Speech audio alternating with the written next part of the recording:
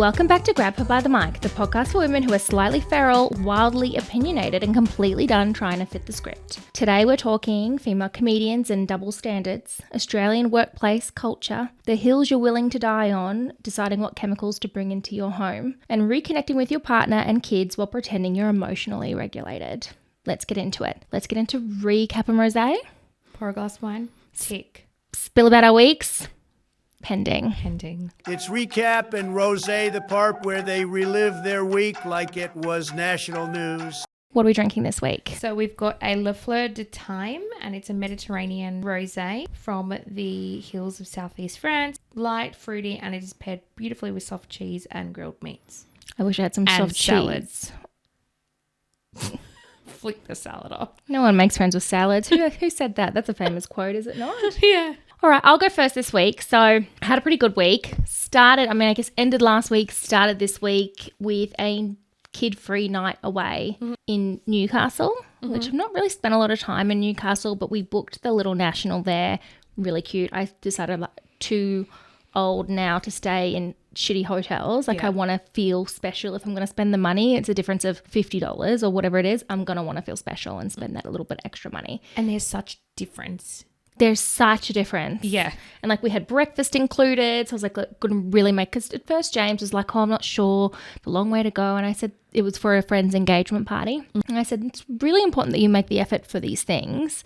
I'm happy to go. Any excuse to get away from the kids and have a bit of a break is always a yes for me. And it was lovely. It was like a mini high school reunion for James. He saw a lot of friends from high school. Yeah. He hadn't seen some of them since high school. Aww. So I got a little bit of a photo there, and his friend pulled him aside when we were leaving going, I just really appreciate that you made the effort to come all this way. Wasn't sure if you were coming, and then when you said that you were coming, I was so excited. And so that was an afternoon thing. And then I booked tickets for a showcase at the comedy club there because James and I like a little bit of comedy. We've just booked tickets to Bron Lewis. I don't know if you know her. She's a redhead comedian. She's very funny, but she's playing at Anita's Theatre in September. And James was like, oh, look, we'd love to go. And I was like, book it. Let's go. So we booked that. And I said, tickets weren't that expensive. If we're too tired, we just won't go. It was an 8:30 show.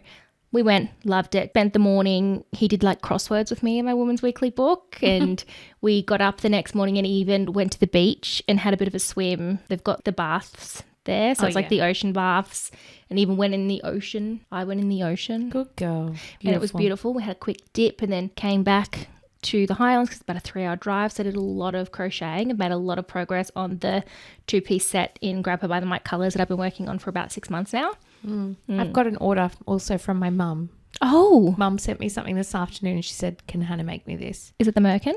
No, it's actually gorgeous. And I thought all three of us totally need one. Okay. And I think you could do it. Oh, 100% I could do it.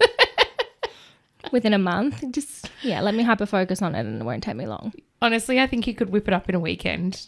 Well, I'm not going to challenge you to it. No, do it. Maybe our weekend away. Oh, yeah. Great idea. So and we're going to be filming a lot of TikTok content and crocheting on this weekend away. And I'll have zero input as per usual and just sit there and wear it when it's done. What is it though, out of curiosity? Oh, it's just this cute boho cardigan. I'll show you. She sent it to me on Messenger. Can Hannah make me this, please? Please, hands. Is that please hands or is that... Oh, this is praise hands. This is please hands. It's actually high five. There's real... Is there a debate about that? Have I just opened a... No can of worms. Are we going to get cancelled again? I mean, I do have 400 balls of yarn out there in my craft open wardrobe. Mum was like, I just knew she'd be a talented crocheter, so you could definitely do that for Mum and me. I love her. And I'll sit by your side. 100%. Yeah. I'll lose sleep over it. I know. And you'll be like... I thought, do I tell her now? And she just I'm so excited. Absolutely hyperfixes. So excited. And then goes, I haven't slept for 4 days because I've made 15 options for your mum. Because I'm like, your mum has never asked me for anything. I will make this happen for her.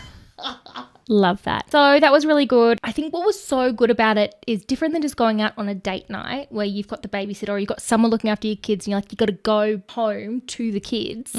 This was good because we didn't have to go home to anything. So we could stay out as late as we wanted. We didn't have to check in with anyone. We went to the comedy showcase. We didn't have to go to the comedy showcase, but we just didn't have any pressure at all to be doing something else. Yeah. and we were so far away. It's like, well, God, if an emergency happens, not our problem with Yeah. the kids. I'm out of a 1 hour radius, so it's someone else's. Yeah. So that was good. What else is happening on my week? So Mabel no longer pinching, but still giving off 16, 17, 19-year-old attitude. And it's about anything. So like the other morning we woke up, had a cuddle. It was lovely because I'm on my own every morning with the kid. James goes to the gym and then goes to work early so he can pick up kids and stuff. So we're there, put a robe on. She's like, oh, cozy. And then by the time we moved, we walked from her bedroom to the stairs, not into the kitchen, but you know, those 3 stairs to the kitchen. She'd lost her mind. Robe was off and she was screaming on the floor because she no longer wanted hair. Her hair was annoying her and she wanted to cut it all off. And I'm surprised she didn't come home from preschool that day with no hair. It's like she just had sensory overload. It is. Most likely, both of my kids are humming with ADHD. Yeah. Just that feeling of like, get it off. I'm the same. Britney vibes. Yeah. But I'm totally the same. If I get a little bit hot, that's it. Like I'm so angry. You can't function. I can't function. I don't know why I'm so sweaty and hot all the time. I'm going to be looking it up soon. So that's always fun. The other thing that I was going to do a hyperfix on it, but I didn't, is they're saying that Prince Charles might abdicate the throne because of all of this Andrew stuff. Have you heard this? I have heard it. I think he's too proud to actually do it. Why does he have to abdicate the throne? Because, I'll have to correct this later because I only heard it a little bit today, but because Andrew losing his title and doing all of that signaled that Prince Charles knew all of the contents of the Epstein files, Got you. therefore is semi-complicit. They think he might have to abdicate and then William will step in. Right. I'm not a big royal person. I just thought that's interesting. That is and interesting. they're saying Harry might come back and be playing a part. Harry and Meghan and the kids will come back to the UK. I could be making this up. No, I'd love to see all this. I'm probably making it up. No, make it up. It gives me joy. Honestly, I had a really vivid dream last night and I woke up really happy and I realized it wasn't a sexual dream. And I realized it didn't really happen. Oh, no. And I was like so grumpy after that. It's like, when you have those dreams and your husband's done something in the dream and you're still mad at him in the morning. Yeah. Or I had a dream once that I got a tattoo and I regretted it. And I woke up in the morning feeling like this overwhelming fear and regret. Dread. And I was like, it was a dream, but I couldn't get out of that funk all day. It felt so real. It's got to be a nervous system thing. Mm-hmm. Do you reckon? 100%. That's really my week. The only other thing is I'm finding it really hard and I feel really guilty to find time to take Murphy for a walk every day. Do you walk Coco every day? No, but my kids play outside with him for hours in the afternoon. See, mine don't do that. You should make them take him out for a run outside, out the back. Well, yes. It's a bit like a forest out there again. Sit on the back step, watch them play. They have to run around. Yeah. My kids are always playing with him. They put him on the trampoline. My kids are always throwing something to him, or Coco will bring something to them in the house. Like, he's not a loungy dog. He lounges when we're not there all day. Yeah. But he's just, when the kids are home, go, go, go. Murphy is quite loungy. If I'm sitting here and working, he won't be out running around. He'll be like in here at my feet. Yeah, but if I was working from home, Coco would be the same. That's true. They love us. When the kids are home, Coco's on. We're out the front, we're out the back. The kids are riding bikes. He's always walking around with us. Yeah. Okay. As part of their chores to play with the dog. Yeah. Yeah, that was my week, really. How's your week been? Week's been really good. I had a nice little weekend too. So we had family down on Saturday, went out for dinner with some friends on Saturday night, potted around on Sunday, bikes, cooking with the kids. We did our week snacks.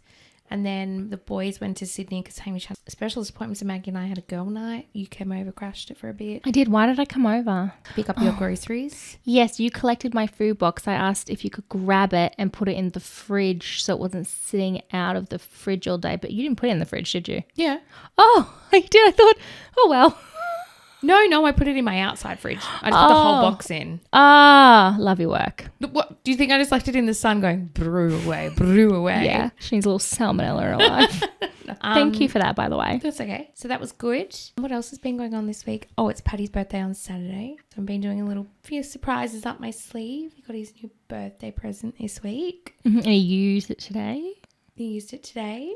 Got a new little boat, so that's really amazing. A boat? Yeah.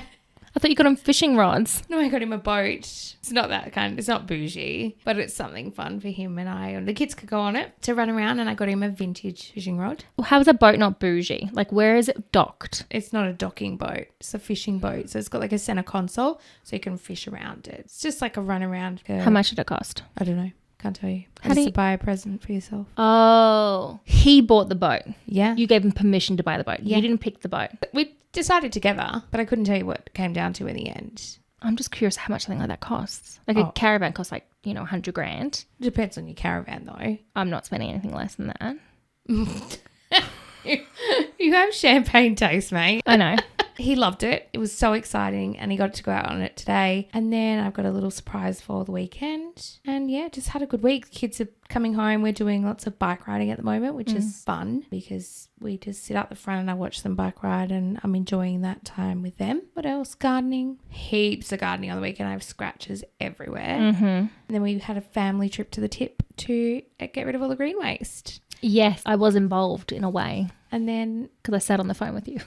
then what else did I do? Oh, I got a hold of like a hedge trimmer and put a hole in one of our hedges, and Pat's like, my hedge. Anyway, but yeah, good week. Perfect. Well, should we get into resolutions reality check? Folks, these resolutions, embarrassing, two total disasters. It's time for resolutions reality check. Welcome to Resolutions Reality Check, the segment where we check in on our goals for the year and see which ones survive contact in the wild. You go first this week. So I'm going to go myself smug again. Okay, so again, your overall goal for the year is to grow. Last week, you focused on setting up your systems and your plan to allow yourself the space to be organized to focus on your goal. Yeah, so trying to better myself. The whole idea is growth is to try and better myself in everything. So I feel like this week I kept executing the plan. There's been a few things that have changed the schedule that I've created, but I haven't let it rock my boat, just kind of adapted. Hattie and I have swapped a few nights to help him out with training or whatever. So feeling like the schedule gives us a good framework and it's making me feel at ease. This week, which we'll talk about later in the show, we've got a little segment that'll be coming up monthly for us. So finding some, I guess, talent or some people in our community. So this is now you moving on to your podcast goal. Yeah. Because your micro goal last week was to focus on getting regular meditation. Oh, yeah. So I've been doing regular visits to the home gym, followed by 10 minutes of silent No such thing. meditation. Yeah. So no singing, no noises, no talking, just sitting and being. Mm-hmm. And it's really hard I can imagine. to not have someone come in and disrupt it. It also like trying to keep people away for 10 minutes and then like listening to the bird sound. Then I can hear a car going past and then Yeah. but it's about trying to keep myself focused. And that was really good. So what I have done is a home visit in the gym daily, followed by meditation, killing it. Whether the meditation is actually good quality, don't know, but at least I'm giving myself 10 minutes. You're of allowing silence. yourself to practice. I know that in my guided meditation, it's called noting. So what they call it is when you hear a sound, you just note it and then you continue focusing on what you're doing. Or if you have a thought that comes in, you like note it as a thought. And then Yeah. And I was talking to someone at work who said that you can actually find a word for yourself that you chant, or you just continue to repeat a sound or a made up word or something that it just keeps that rhythm going. So I've thought about that, but while I'm not struggling with it a whole heap, I'm just going to keep it my 10 minutes of quiet, still body. Yeah. I mean, when else are you going to have that other than when you're sleeping throughout your day? Yeah, I get it in the afternoon on a Monday and a Tuesday. A morning meditation, it just hits differently. It does. Like I said last week, it sets you up with good intentions for the day. Just reset. So that's been really good. And then in terms of my community goal, I'm going to talk about it later in the show in one of my segments, but basically getting some talent or, doing some research about who these people that we will get onto the podcast will be, what sort of people we're looking for, and sort of what I would like to hear if I was listening to us. Mm-hmm. So I feel pretty good. And Smug on the end. And I've made a micro goal for next week to make myself, to basically in terms of keeping on growing, is make myself accountable for my everyday practices. So actually saying I have to do certain things. Yeah, that's really, it's hard. It's all good to try to do them. I put all of my... There are non-negotiables. Yeah, I put my meditation stuff in my task app, so that feels really good when I tick it off. Yeah, so being accountable for a few certain things, not a whole heap, maybe 3. Mm-hmm. Exercise, meditate, and eat good food. If I can do all 3 of those in a day, kicking goals. Yeah. And I've been really good. Like, I'm I shocked find that you're at pretty myself. good at that. But not normally. Really? No, I've been eye on the prize, blinkers on, focused. I don't know why. I went out on Saturday night with some friends. Yeah. Normally would be my thing to have drinks and socialize and go wild with the girls. But I was just like, I just don't want to do that anymore. But I wasn't there, so it wasn't as fun. You felt like there was a limb missing. But it was actually so nice to sit and have dinner with girls, catch up and have a good time. All right. And so your micro goal for the podcast next week? So podcast next week would be, we've got Danny coming on next week. We've got someone else lined up. I think my micro goal would be just keeping on that, maybe creating another type of connection to get some more people involved or more people talking about it. I've spoken to a friend who does podcasts and he's happy to sit down and talk to us about how to get out there, what sort of things he's done. So just little things like that. What do you mean he does podcasts? He's in podcasting. Like, is he a producer? Is he an editor? No, he's a host of a podcast. Okay, cool. And he owns a fabulous business and he basically provides a mentorship kind of style of podcast, which I think like it would transfer and be quite relatable for us who are just sort of starting out and building. So I think that would be good for him to sit with us and say, these are your must-dos, these are your must. Yeah, definitely. Sooner rather than later. Yeah, so that would be good. He goes to a studio in Sydney, which is a very like beige and neutral Khloe Kardashian. Perfect. What you'd probably rather have. It's funny. I look at it and it doesn't, like I look at Call Her Daddy. It's got a little bit of funk, but his style, he is the product. Where with us, we've got the brand. Where he doesn't need anything because he is the brand. Yeah. Where we're creating. Well, our aim is to create a brand. Overall, yeah, like this would be the connecting piece to whatever else we're doing. Yeah. You had an idea for some mugs. Mugs. I saw a really cute mug today when I was out buying rugs and things like that. Mugs. And I was like, oh, I really like that mug. And I was like, no, I should have a similar mug, but with one of our sayings on it. Right. It had like a funny saying on it. Oh, one of those like #1 teacher. Yeah, something like that, but it was something more a little spicy. And I was like, oh, that's so cute. I love that. It would just go so well with the podcast. I was like, no, you should just slap your own saying on a mug. I love the booby mugs. Have you seen the booby Yeah, mugs? I love them. Very cool. Yeah. Or the hug mugs. Have you seen a hug mug? Yes. You and I should do a hug vase for the podcast. You go to the clay or whatever you call it. Yeah. And there's a vase in the middle and you and I hug and the fold of the vase is our hug. You know that my first job, do you know what my first job was? No. I was an art teacher. I used to teach clay and pottery. Oh, wow. As well as painting. Wow. So I used to throw the clay on the wheel and spin her out. do all of that. I've got a wheel. Do you? Yeah. We should do a hug. We don't have a kiln. Or we could create the booby mugs but just like put our breast. Like Kim Kardashian did with her perfume bottle. Did she? That was her body. That was a mold of her body. But then down. Mold, pure, to the millimeter, to scale. But then how can you hold it and spray yourself with perfume if it's her size?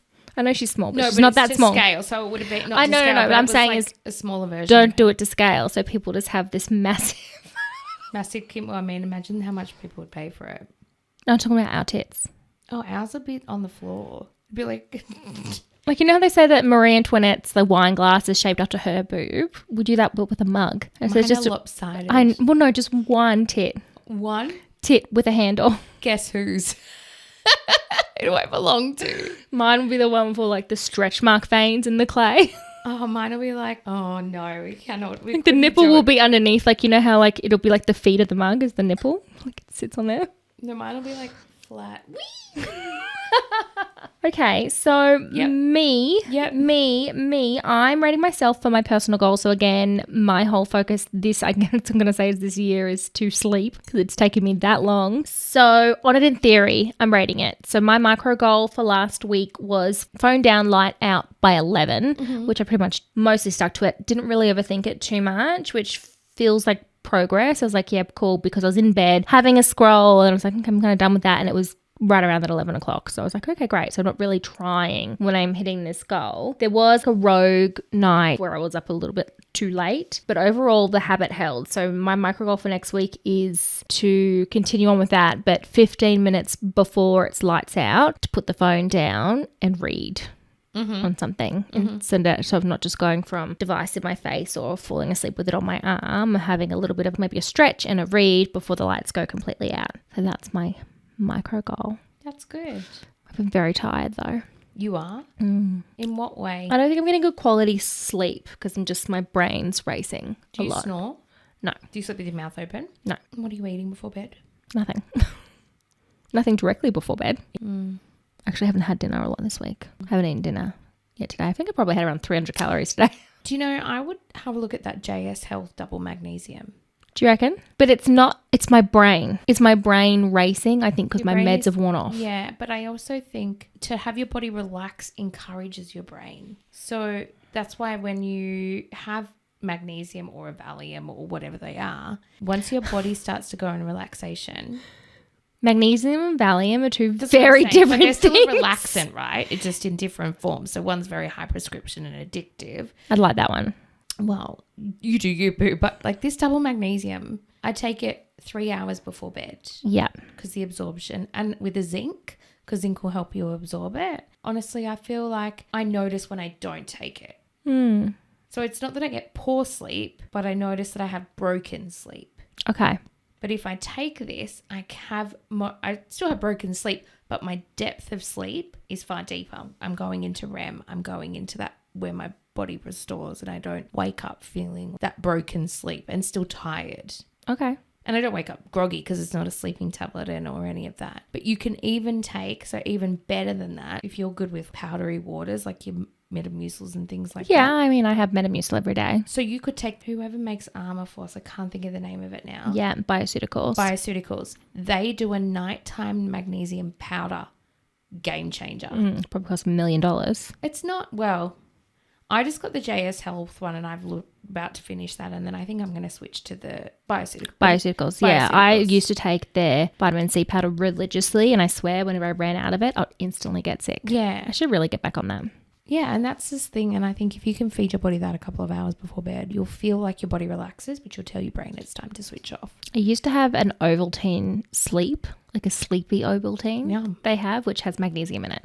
Did you see that Kyle and Jackie O tasted Ovaltine recently? No. So they brought back all of the the things that we had growing up, or maybe not you, but in Australia, like the Chico roll, Ovaltine, Dixie cups, and they were tasting it and they were like, these taste amazing. Really? Like it just brought instantly back. There's something about nostalgia making things taste better. When was the last time you had maybe not an Ovaltine, but like a Chico roll? I don't think I've ever had a Chico roll. Oh my God, we're doing a Chico roll. I mean, I don't do preservatives and all that stuff, but I'll do. For a week, you haven't done that, but yes. No, since the 31st of December. I've been so good. I don't tell myself that I'm pretty good, but I'm going to give credit when credit's due. I'm so happy for you.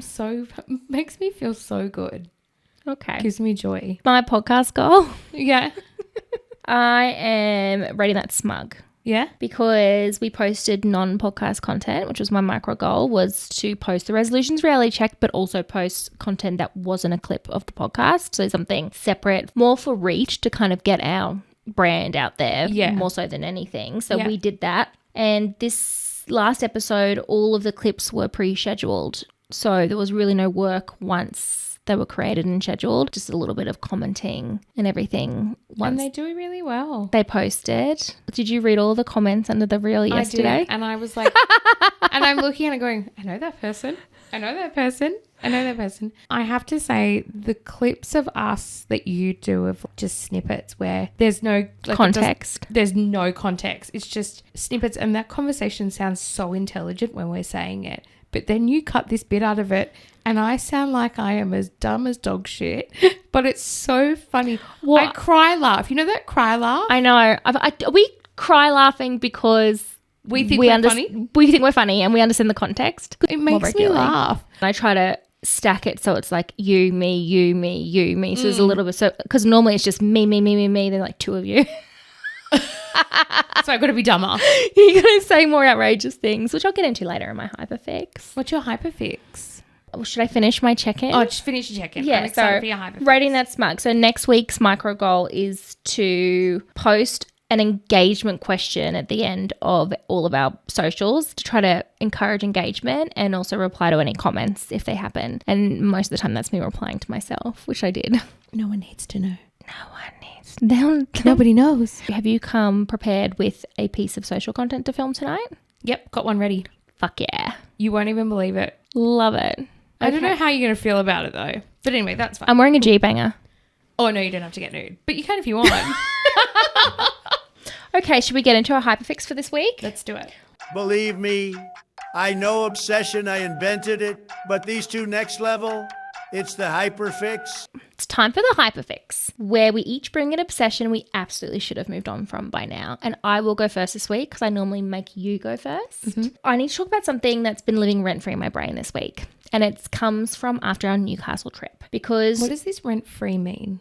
living rent-free in my brain, like it's Just hanging around. hanging around like a squatter. Is it your Roman Empire? Well, for the week it has been, but it's what I kind of was. It kind of made me a little bit annoyed at myself and annoyed at society as a whole. Okay, do tell. So it comes from, I said in our recap in Rosé, went to Newcastle, went to the comedy show, which we loved. So James and I were going to completely milk that one night away from our kids and really lean into it. So I booked a Saturday showcase at the Newcastle Comedy Club, and I'll put a link in the show notes to that comedy club because it's really good. I think they've recently reopened and it had a really good vibe, had a bar, very casual, good space. So there were 6 acts plus the MC, random acts, short sets. And Good for your ADHD brain. very good. Move on quickly. Go.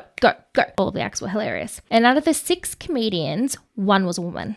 Her name was Eddie Rockefeller, and I'll put a link to her in the show notes. I thought, in my opinion, she was very funny. 1 woman out of 6, that's not really shocking. Comedy lineups sometimes feel like a group chat where someone said, add a woman, and then the admin forgot to add any more after the first one because they ticked that diversity box. You don't see a lot of female Australian comedians. Can I ask, was her act very feminist in its approach? No. Okay. And I'm going to get into this. So the show itself was great. The guys were funny, big laughs, confident delivery, and a bit of crowd work from the MC, which mostly everyone in the audience aggressively avoided eye contact like it was a hostage situation. Me, been drinking all afternoon. I was like, pick me. Pick me.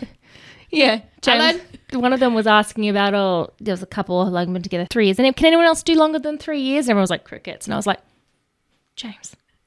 And He would have died. Don't He look. would have died. Let me up there. Give me the mic. Nothing like a bit of rosé confidence that comes So through. much. I think it's by that point I was onto the red wine. I was like, because I want a red wine because it takes me longer to drink.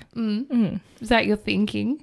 I like to end the night on a red wine. Well, that was my last drink of the night. Yeah. This was like a 9 o'clock at night thing. And almost every one of the acts touched on slightly explicit material, sexual escapades, dating chaos, oversharing, like that classic comedy territory. Totally normal. Huge laughs, zero hesitation. And then Eddie comes on. Same sort of boldness, same explicitness, same sharp observations. Maybe she was focused a little bit more on the sex and dating specifically, but the overlap of the other acts was definitely there. But what I noticed is when she was making the jokes, the room shifted. And it wasn't silent, it wasn't hostile, it was just a slightly more reserved laugh to Eddie's act. Like laughter had a bit of a hesitation beat built into it. I didn't really reflect on it until after we finished the show, but then definitely I started thinking about it a little bit more. And this is what I'm saying, it's kind of lived in my brain and festered like a wound. We need to know why. It didn't feel like a difference in the quality of the act, but it felt like a difference in the permission, if that makes sense. And I'll get into that. So men can be explicit and we don't think twice. A woman steps into the same territory and suddenly everyone subconsciously checks whether it's okay to laugh when she's saying probably the same thing that the man before her did. It's almost like she doesn't have the same right to be that funny. Well, yeah. I'm not saying here men are bad. I'm not going super feminist in it. The male comedians were really, really good and the audience wasn't malicious in any sort of way. It was really subtle, the shift. When a guy tells a filthy joke, the audience relaxes into a familiar stereotype. Classic bloke energy.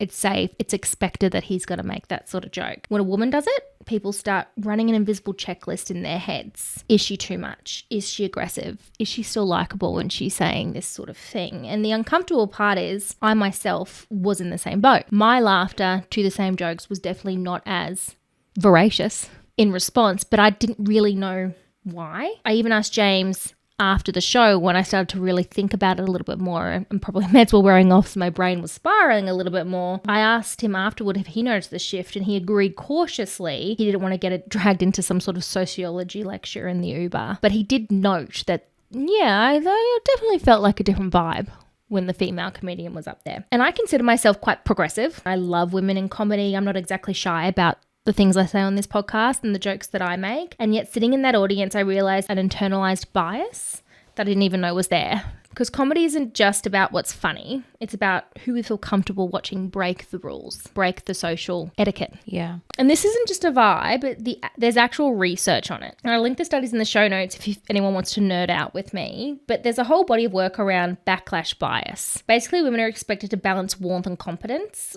in ways men aren't. Step outside that expectation and people unconsciously reassess your likability score. Interesting. There's also research suggesting audiences often perceive men as naturally funnier due to long-standing stereotypes, which gives them more baseline permission to push the boundaries. More credibility. Yeah. Straight up. We've kind of culturally agreed that men can be messy and outrageous and crude and it's just part of their persona. But women have to be messy and charming and self-aware and reassuring. Like she has to wink and say, "Don't worry, I'm still nice," while delivering the punchline. Yeah. Meanwhile, the guy before her describes something absolutely feral and exits to applause like he's returned from war. Yeah, I've seen this happen before. It's quite common. When I was in the States, in Dallas, I went to a comedy show. Yeah. Definitely. And then a lesbian comedian came out and she trumped everyone because she had a bit of masculinity. She grabbed them by the pussy. She grabbed it. She was like a bit of masculinity, a bit of feminine energy as well. And she just let it rip. And it was phenomenal. What was the audience's reaction to her? Better. Amazing. So this is going to feed into my next point. Okay. This is going to reinforce my next point. So you said, where were you when you saw that? In America. In America. And then you have female comedians in America like Amy Schumer, Ali Wong. Oh, what's her name? Nikki, blonde, tall, gorgeous. Oh, Glacier. Yeah. Nikki Glacier. Plenty of American female comedians. And honestly, I think there is a uniquely Australian layer into this too. Aussie comedy has historically been very blokey. Larrikin energy, pub storytelling, mateship humour, and it's all part of our cultural identity. Yeah. But it also means audiences have decades of conditioning around what an Australian comedian looks and sounds like. So I think that's what was playing in here because you had a lot of, bar one, pretty Aussie blokey men who were on stage. Yeah. I get a bit uncomfortable when female comedians come out because I'm nervous for them. Yeah. Not nervous about what they're going to say, but I'm nervous for them. Because I feel like that their platform that they're standing there, like at the Melbourne Comedy Festival, I used to think, oh, I hope she, like there's this sense of... It's a male space. It feels like a male space, but only because culturally, that's what we know. Like Akmal, he does his thing and he's very powerful and he's hilarious. If a woman came out straight after him, I'd be thinking, oh, I'm worried. Like I'm nervous for women. Yeah. Not because I think they're going to do a bad job, but I just feel like the room picks up. Or everyone might be feeling a little bit nervous, so therefore the hold back on their reactions to the jokes is more reserved. Do you think that there is like a heckling sort of aspect that you get worried about? Yeah, I just don't know if I find, and this is a personal thing, but I find male comedians funnier. So I don't relate very well. Patty and I often talk about this. Rebel Wilson would do things. Patty was like, I just don't find it funny. Totally agree. Like, do you think that's because she's an Australian woman in that space and she's leaning in, but her comedy style is very much that. But I don't blokey, find Amy Schumer, don't find Chelsea different. Handler, don't Americans, but it's a different style of comedy. Rebel Wilson is very much Australian mateship, larrikin energy. Pitch Perfect, when she did that, I would guffaw. Like she'd make me literally laugh out loud. Yeah, but she played an Australian. Yeah.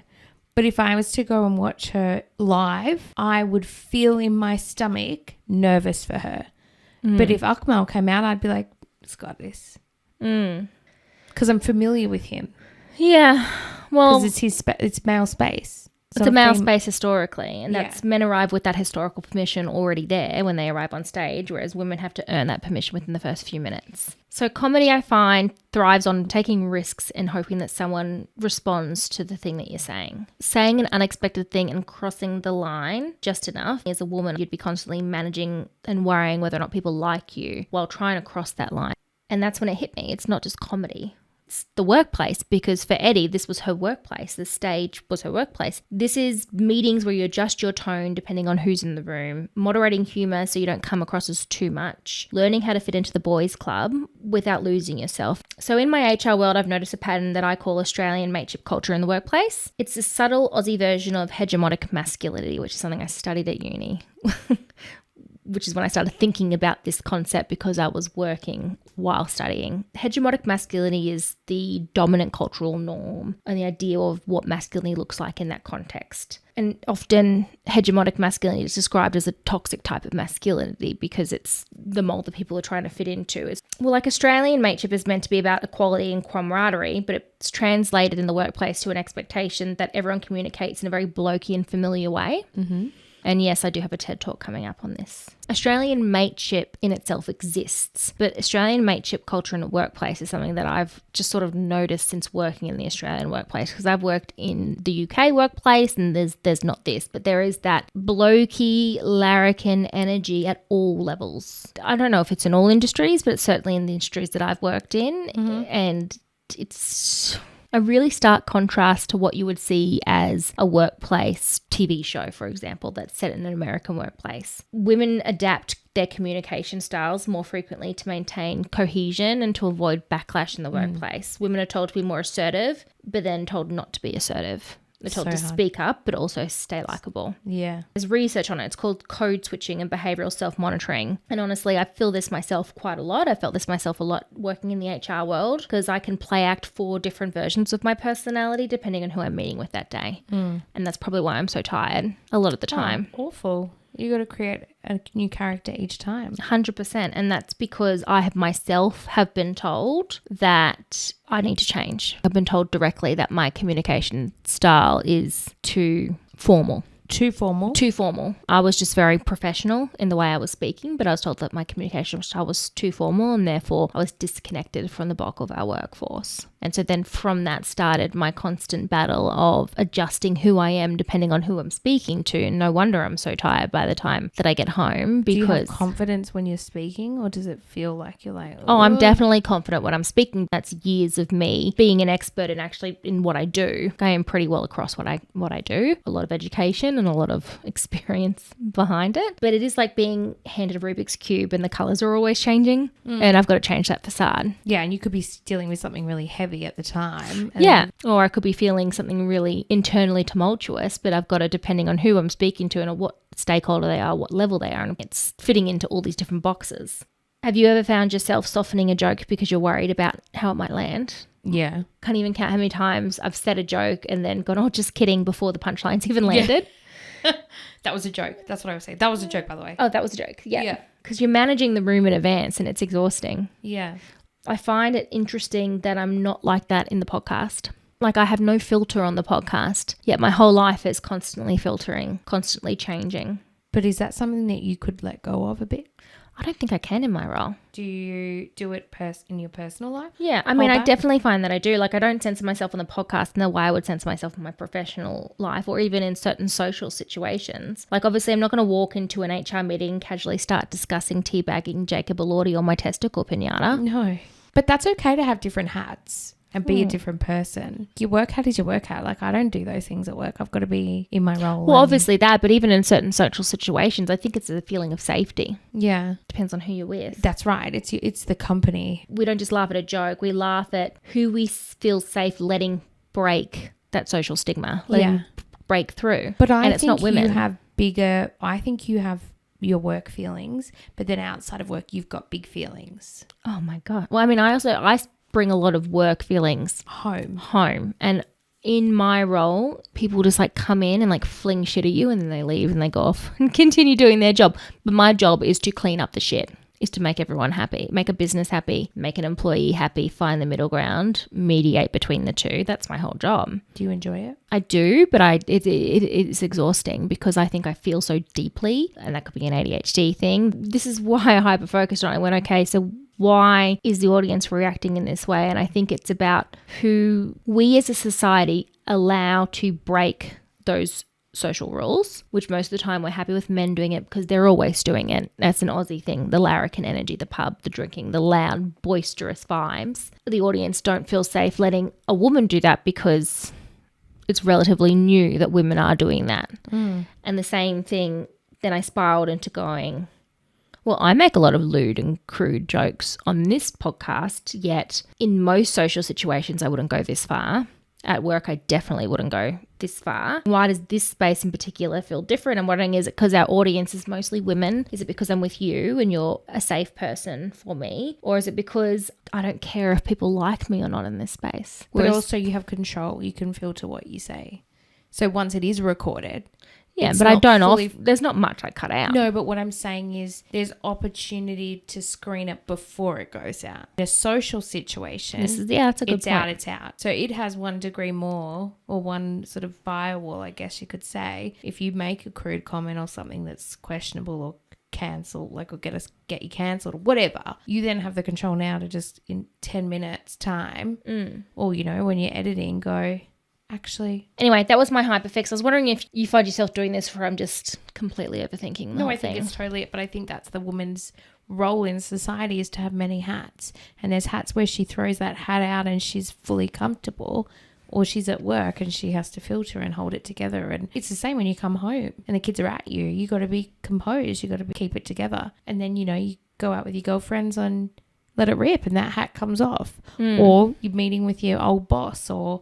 Like, I just think that is the role of a woman. Do you think men wear all those hats though? No. They don't. But I why? think they do, but I don't think there's such They're so varied. They're not as varied. And it's not a quick change. You know, change that hat to that hat. It's just kind of like roll in. So women are secretly Dr. Jekyll and Mr. Hyde. 100%.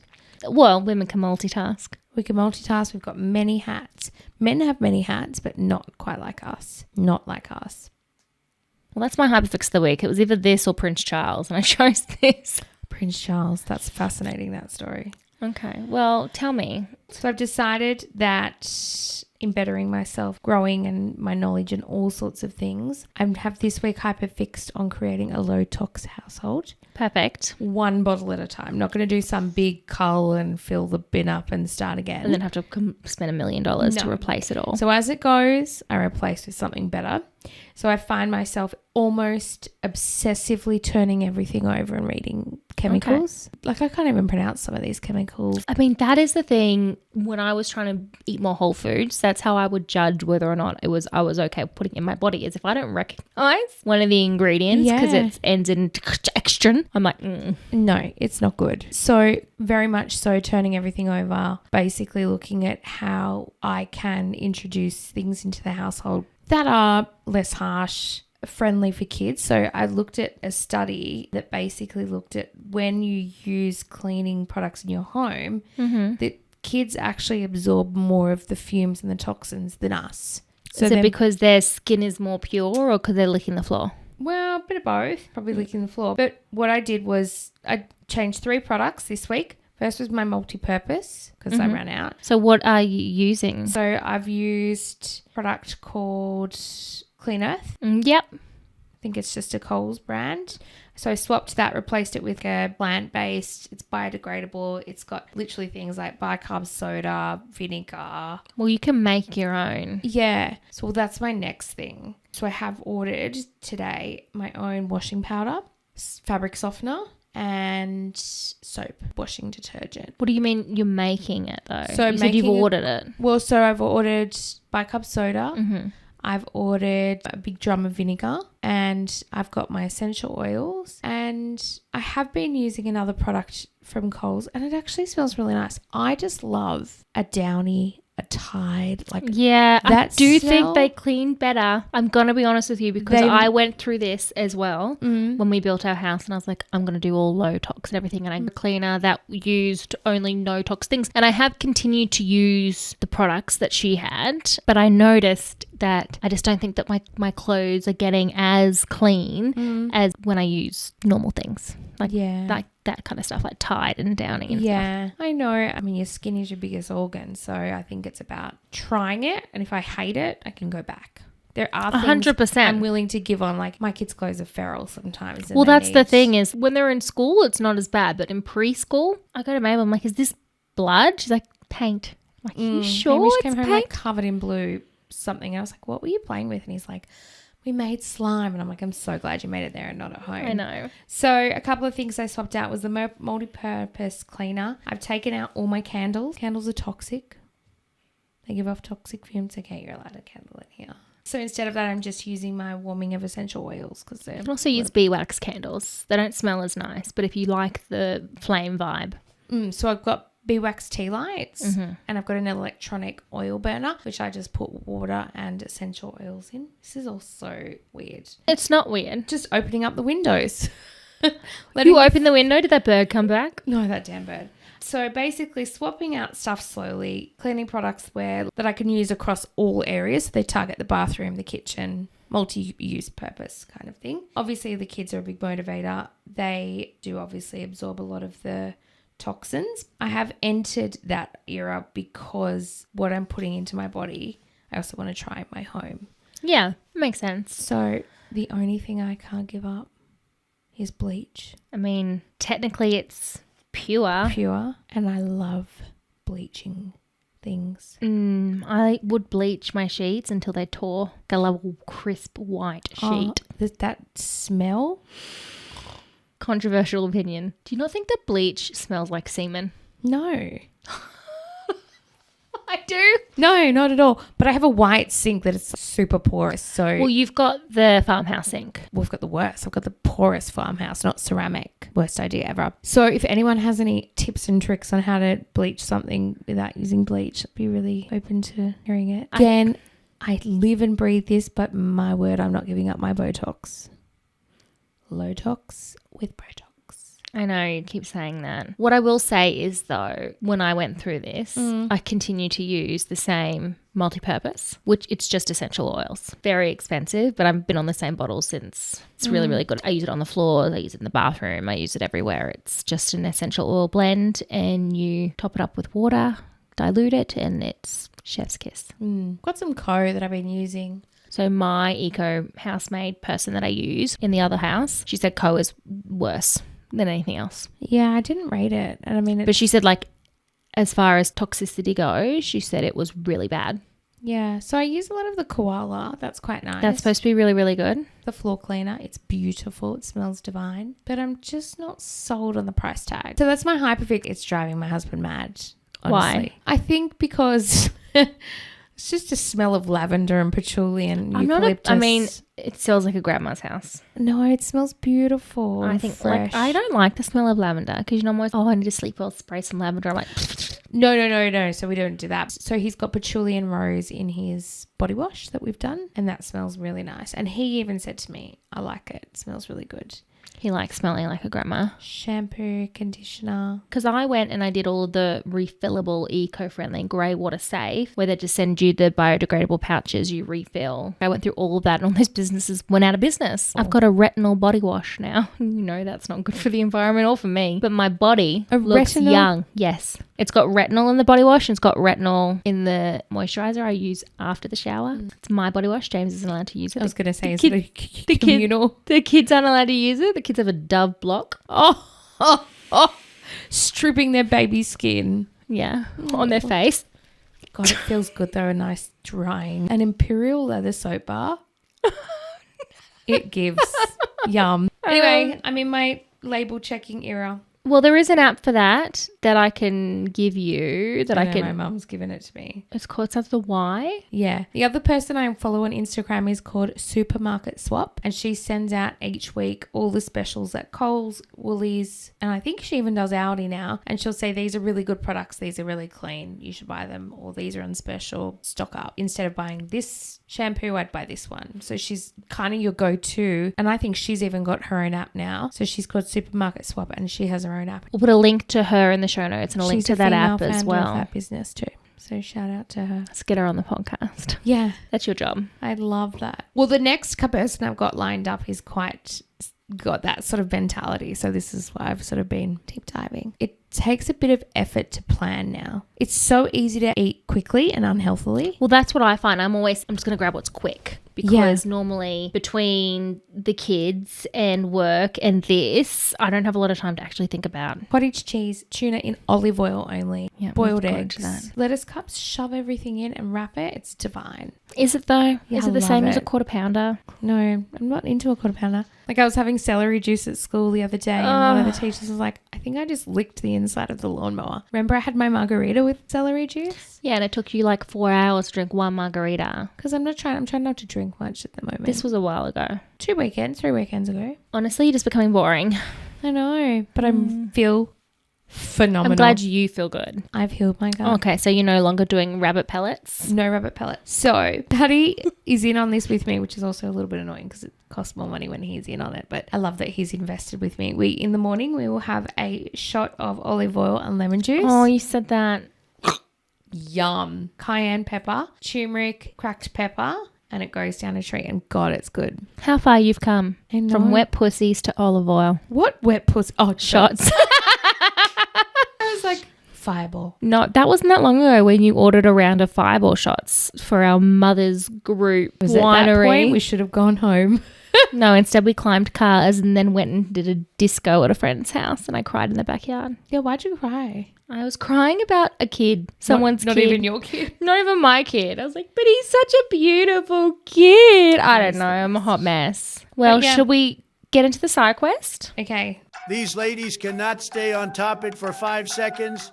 This is the side quest. It's time for the side quest, the less serious part of the podcast where one of us, usually me, but lately you, brings a game and by now the rosé is hit, so the chaos is inevitable. What are we doing today? So, I thought it would be very appropriate to introduce an upcoming segment called Her Mic Moment. So, for the first time, I'm actually going to ask you the questions we're going to do for Her Mic Moment because I think if anyone should do this, it should be us.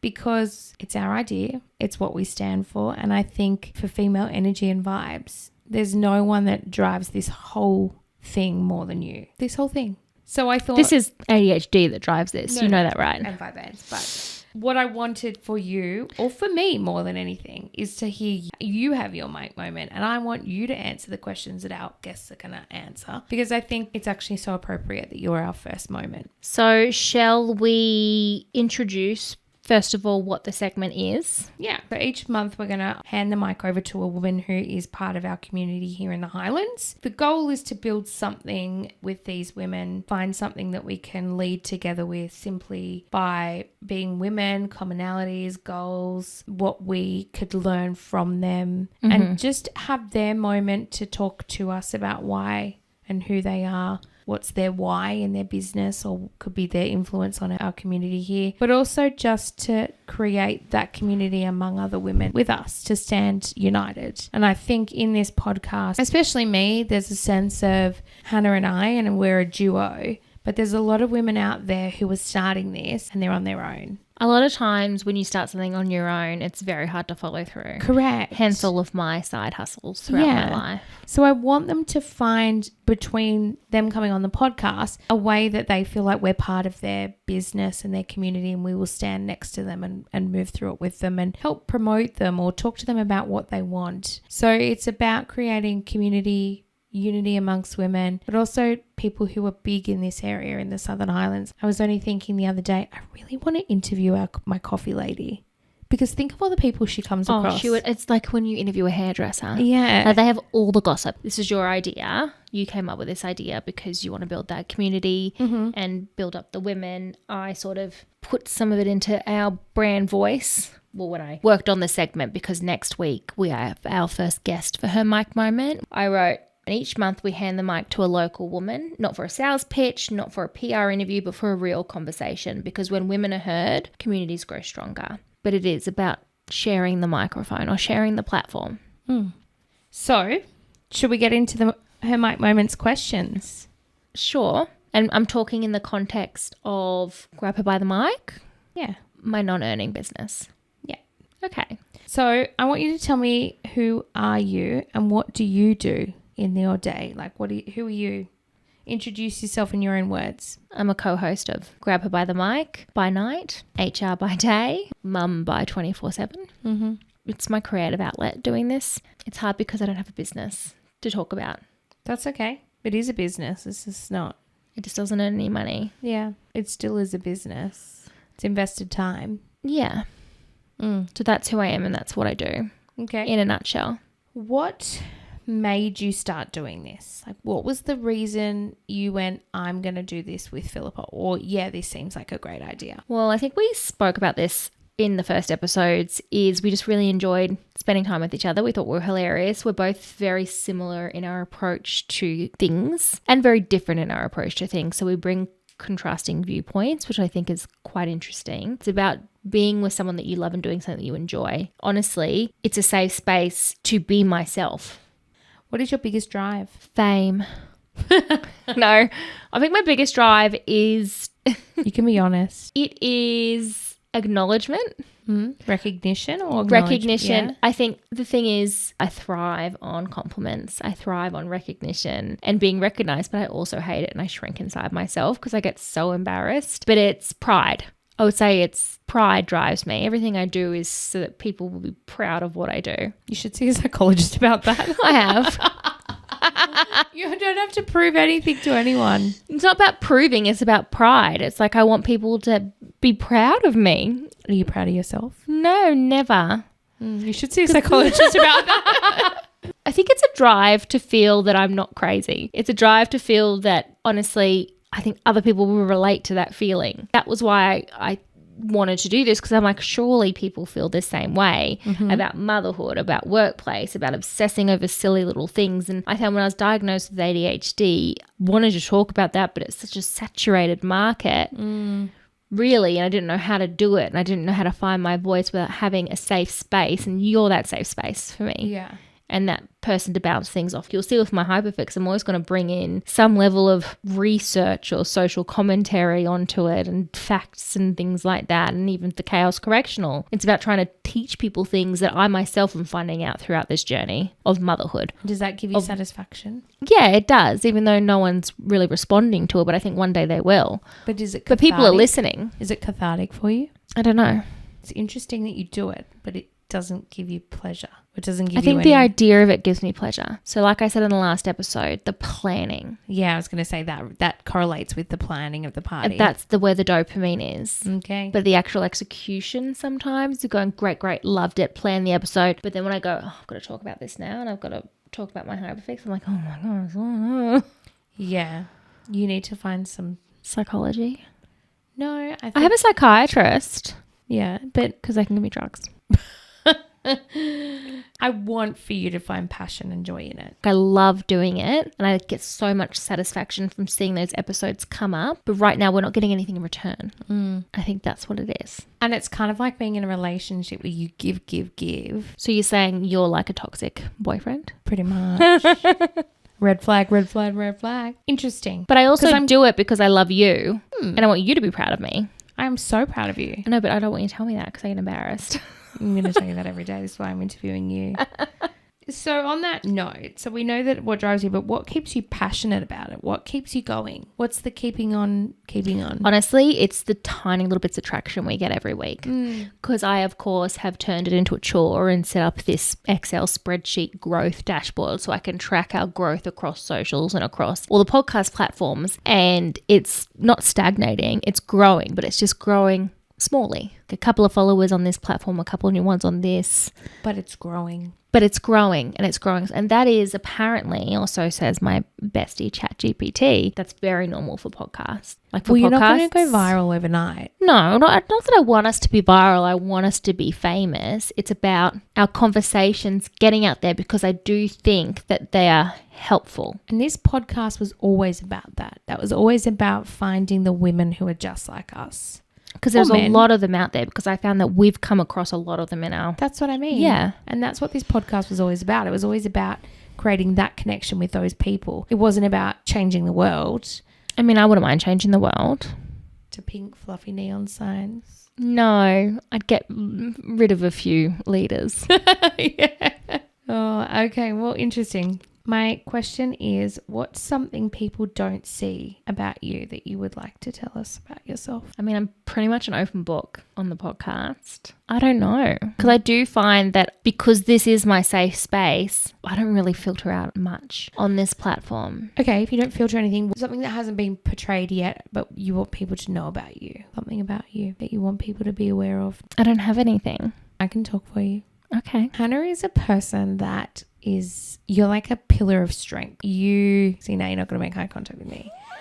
But something that people don't know about Hannah is you could ring Hannah and be like, hey, I need to crochet a whole outfit for 50 kids. She'll be like, done. I'll be done at Spotlight in 10 minutes. Or you will have a child at home that's really sick for a week and it's driving you mental, but you're still a pillar of strength. You are resilient and you are strong. But something people don't know about you is that I think you take that role and you're very sensitive about it. Even though you come across very strong. Oh, I'm deeply insecure. You're very, not insecure, I just think you're sensitive. Yeah. But I think you're sensitive because you care a lot. So there's a lot of... I don't want to keep bringing it back to ADHD, but you feel a lot harder. That's what I mean. There's deep feelings, big feelings, but they're so good. They're such strengths. Like Mabel will be rude to me and I'll just cry behind my sunglasses. Oh my God, she was so funny this morning to me. She like looked up at me. She's like, Filsy, bye. I love you. Beautiful. And I was like, bye, Mabel. But to me, she's like, I wish I had a different mum. Well, I said to her, have you been mean to mummy? She goes, yeah. And I was like, you could at least lie. I know. And then she's so mean to me and I'm like, I cannot have a bar of her. And then James will say something slightly mean to her and I'll be like, you can't say that. You're going to emotionally damage her. He's like, she has been bullying you for a week and I can't stand up for you. I'm like, don't say that to my beautiful girl. Yeah, no. It's so hard. There's one rule for one person and another rule for the other, especially mums and dads. Ready? Mm-hmm. We're going to do a quick fire round. You go to a coffee shop. What's your coffee order? At the moment, it is a small oat latte. Small oat latte. But for years, it was a long black. Yeah. Extra weak. I like it to taste like dishwater, like what you get at the bottom of a dishwasher. I remember once you ordered it with a side of cold water and I'm like, it's the fucking weirdest order. But you knew my order. It was like, I'll have a large, weak, long black with a side of cold water on the side. And I said to you, I was like, why do you want the cold water? And she goes, your response was, there's already enough shit things in life. I just don't want to burn my lip. I don't remember that. And I'm like, I get it. Like, I get it. Yeah. But I always was so apologetic about my order. I'm like, I'm so sorry in advance. And this is the whole like women thing. Like, I'm so sorry in advance. This is the most ridiculous order. I'll have a large, weak, long black with a side of cold water. There's already enough shit in my life. Don't come at me with a burnt tongue. Honestly. That's a mentality thing though, because I've got a great life. But I'm like, fucking shit. So tired. I'm not sleeping. Okay, Coffee, your favourite local spot here in the Highlands at the moment? Oh, I don't go out much. It doesn't have to be that. It could be like the park, your home. I mean, honestly, it's this studio. I spend a lot of time in here, but it's because I get to spend time with you and it is a bit of my safe space. I think that's why I've made it pink and purple and fluffy and pretty. Yeah. Well, the studio is your place. Okay, and then one word to describe yourself. Okay, I'm not going to say crazy, but I do want to say crazy, but I am going to say loyal. Mm-hmm. I am loyal to a fault, to the almost where if someone's not loyal, I get so offended and I cut all ties. Yeah. Like I kind of understand why people... Fear of rejection and stuff. Well, that's rejection sensitivity, dysmorphia or whatever it is. Mm. But it's that, like, I am ride or die. Mm. I get that out of you. I think because of that, I don't have a big group of friends, but I have friends that I might not see or speak to for a few months, but when I'm there, I'm there. That's that pillar of strength I was talking about. Yeah. Yeah. Well, that was it. So what we're going to be doing is looking ahead at the schedule. We're going to be having a few women on for her mic moment. We're going to shape the community a little bit. We're going to get some great women on here and give them the microphone. And if there's someone you think that maybe should come on, or you think that you and yourself have a story that Hannah and I and our podcast could hear about or align, or you have a business, DM, comment, send us some details. And if you know a Highlands woman whose voice deserves a mic moment, send her our way. I think that'd be really cool because they've given us mics. When we gave ourselves mics, let's be real. We thought we're funny. People will love to listen to us. Very slow growth. It's growth.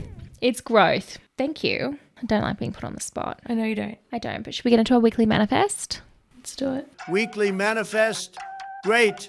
They're doing motivational speeches yet again. All right. So it's time for our weekly manifest where we confidently ask the universe for things we probably should have planned for. This week, we will manifest taking up space without asking for permission. We will stop pre-softening our opinions, over-explaining our humour, and shrinking ourselves to fit the room.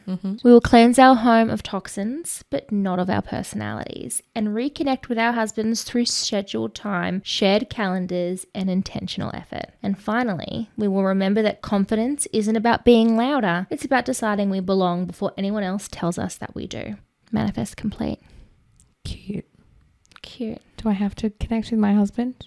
Oh, You no, it's his do. birthday. You have fortnightly date nights. That's scheduled. That's he's- scheduled connection. Yeah. I do. I was like, when I texted the other day, I'd already tried to get on the roof by myself with the stepladder I had. Far out. I was like, he's on the way to Wollongong. Don't be getting up on the roof. And then when you were like, it's not an urgent thing, I was like, oh, thank God. And then I thought, she's attempted this and then realised. Yeah, I got the Starlink on the roof, but I needed to put it further into the roof, so I myself have to get on the roof. Please don't get on the roof. I got pretty close. Did you like launch it from the bottom? No, I think the stepladder's still there and I haven't moved it. Is the Starlink there? Starlink's inside. I thought I'm going to wait for Pat. I'm going to wait till I'm not home alone and try to climb on the roof. Yeah. Okay, so that's the episode. If you laughed, thought, or felt mildly called out, follow the show, leave a rating, and send this to the friend who overthinks every joke before they say it out loud. Thanks, everyone. Thanks for listening. This was Grab Her by the Mic, and we will see you next Tuesday. Drop mic, bitches.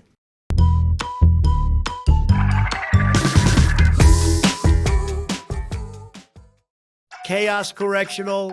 We have a situation, a very serious situation. They were wrong. Again. Okay, welcome to Chaos Correctional. This is the part of the show where we fact check ourselves, correct our chaos, and occasionally apologise to the monarchy. Let's begin. First of all, it is King Charles, not Prince Charles. He did not wait 70 years to be demoted by me. Now, King Charles is not abdicating. Rumours about abdication tend to pop up whenever the royal family is in crisis mode. And yes, the renewed scrutiny around the artist formerly known as Prince Andrew and the Epstein situation has stirred things up. But there's no official announcement, no formal move, no abdication plan. Speculation, yes. Tabloid headlines, absolutely. Actual abdication? No. And no. Harry and Meghan have not announced any return to royal life. There's media commentary suggesting William might reach out to Harry for unity optics, but that is commentary, not confirmation. So for now, the monarchy remains intact. Whether emotionally intact is another question. Moving on.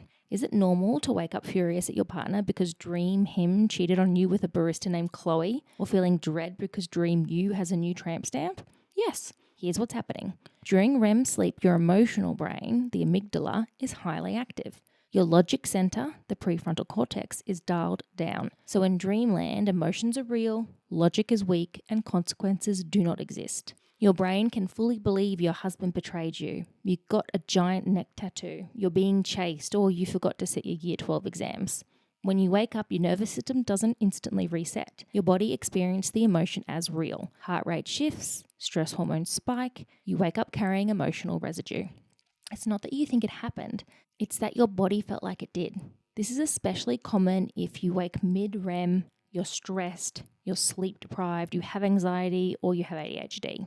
This usually settles within 5 to 20 minutes unless you narrate it. So if you start thinking, why would he do that? What if that tattoo means something? What if this is a sign? You reinforce the emotion. Instead, it's better to name it, move your body, splash some water on your face, change rooms, get some light. It's not madness, it's REM carryover. Your amygdala doesn't know that Chloe wasn't real. Which brings me to noting. Noting is the least dramatic way to deal with your brain. Instead of spiraling, you label the thought. That's it. You don't unpack it. You don't start a group chat. You don't make it your personality. You just say, thinking. If you're anxious, anxiety. If you're irritated, irritation. If you're planning tomorrow's party at midnight, planning. Here's the science. When you label an emotion, you activate the observing part of your brain and calm the reactive part. Instead of, I am rage, it becomes, rage is present. You can't spiral and observe at the same time. So noting is basically when your brain tries to marry a thought and you just say, thinking, and walk away. Next up, does zinc help magnesium absorb? The short answer is no, even though we said it as a fact. Zinc does not help magnesium absorb. They're absorbed through different mechanisms and regulated separately. Magnesium absorption depends on the dose, the form, for example, glycinate and citrate, better than oxide, and gut health. Zinc absorption, on the other hand, depends on the form, whether it's taken with food or the presence of phytates. At very high doses, they can slightly compete for absorption, but zinc does not enhance magnesium. Products like ZMA combine them for different reasons. Magnesium for relaxation, zinc for immune and hormone support, B6 for neurotransmitters. If anything, excessive zinc long-term can mess with copper, not magnesium. Now onto my big words. Hegemonic masculinity is not the same as toxic masculinity, even though I alluded to it a little bit. Hegemonic masculinity is a sociological term describing the dominant culture ideal of what it means to be a real man. Traits that are often rewarded include emotional restraint, dominance, heterosexuality, authority, independence. It's about the system that elevates one type of masculinity over others. Toxic masculinity refers to harmful behaviors that can grow from rigid masculine forms, suppressing emotion, aggression, entitlement, refusing help. So, hegemonic masculinity is the blueprint society rewards. Toxic masculinity is the damaging behaviors when that blueprint is enforced rigidly. It's not saying masculinity is bad. It's analysing power structures. Now, Philippa and I were pretty confident that bleach was pure, whatever that means. No, bleach is not pure. Household bleach is about 3 to 6% sodium hypochlorite. The rest is water and stabilizers. It's a diluted chemical solution. Pure sodium hypochlorite is unstable and highly reactive. You're not buying pure bleach from Woolworths. And yes, some people think bleach smells like semen, so I'm not alone there. Semen contains amines like spermine and spermidine. Amines have a sharp chlorine-adjacent smell. Bleach also produces a sharp ammonia-like compounds. Different chemistry, similar nose, confusion. Again, I'm not crazy. Now, my previous cleaner told me Co was the worst possible thing for the environment. Now, Co's main ingredient is diluted potassium hydroxide. Is it zero impact? No. Is it worse than most supermarket cleaners? No. In diluted household form, it breaks down into potassium salts. Its refill model reduces plastic waste. Compared to bleach or ammonia-heavy cleaners, it's generally considered more environmentally conscious. It's not magic, it's just less harsh. And that magic Make Your House and Body Clean app I mentioned is called the Yuka app. It lets you scan food and cosmetic products and gives them a health and environmental score. It breaks down ingredients and suggests alternatives. If you're into label checking spirals, that's your girl. Links in the show notes. On to shots. Again, not Fireball, but Philzy's morning olive oil and lemon cayenne shot. First of all, it's not a mystical cleanse, but there is logic in it. Olive oil is fat. Fat triggers gastrocolic reflex, basically telling your colon, we're awake, let's move. It lubricates stool, and lemon can stimulate digestion. Cayenne contains capsaicin, which can increase circulation and stimulate motility. So is she fixing her gut microbiome when she's actually just pretending to take the most boring shot ever you can find in a bar? No. Is she aggressively waking up her bowel? Yes. She's not spiritually cleansed, she's strategically stimulated. Finally, on to my confusion and word swapping towards the end of the app. It's rejection-sensitive dysphoria, not dysmorphia. Dysmorphia is body image distortion. Rejection-sensitive dysphoria is intense emotional pain triggered by perceived rejection or criticism. It's super common in ADHD. It can feel like full body shame, panic, rage, replaying conversations for hours, or assuming someone is mad at you. It's not official DSM diagnosis, but it's widely recognized in ADHD communities. ADHD involves differences in emotional regulation and dopamine systems, so emotions can hit harder and faster. It's not being dramatic, it's nervous system sensitivity. Rejection-sensitive dysphoria is when someone says, "Can we talk?" and your brain immediately packs a suitcase and assumes exile. And that concludes this week's Chaos Correctional. We corrected a king, we stabilised your dream marriage, we debunked mineral myths, we lubricated a colon, we clarified masculinity theory, and we confirmed bleach is not pure. You're so welcome. We are chaotic, but we are not uninformed. See you next Tuesday.